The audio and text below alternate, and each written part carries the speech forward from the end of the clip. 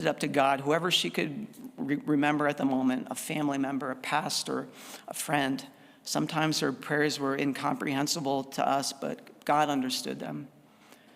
Shortly before 11 p.m. on January 22nd, I received a call from a nurse in our mom's memory care unit saying that our mom was having chest pains and they were going to take her to the hospital. I arrived soon after the ambulance and found my mom resting in a holding room connected to a collection of monitors and surrounded by medical staff who were waiting for the surgical team to arrive.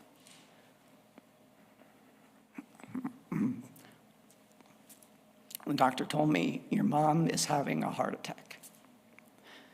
At first, Mom was glad to see me, but her happiness quickly turned to concern, not for herself, but for me.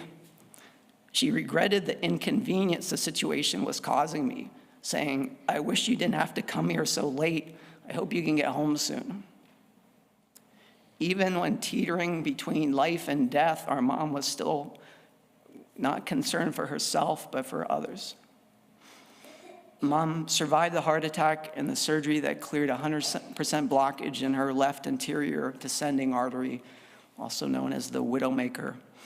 Unfortunately, though, her weakened state and severe dementia made it difficult for her to rebound. Not only were her once strong arms greatly weakened, so were other critical parts of her body and mind. Mentally, she was having even more difficulty remembering familiar faces and often became very confused.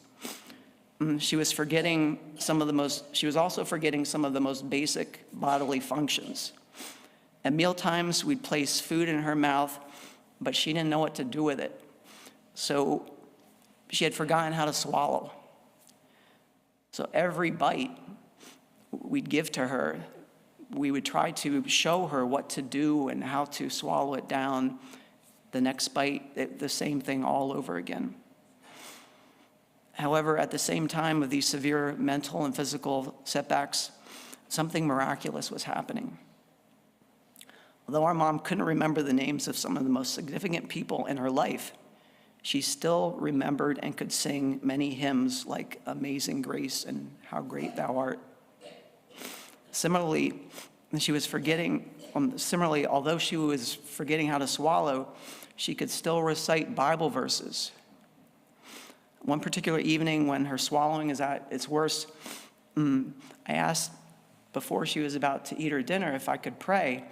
And before I could open my mouth and start, she began praying the Lord's Prayer and prayed it in its entirety.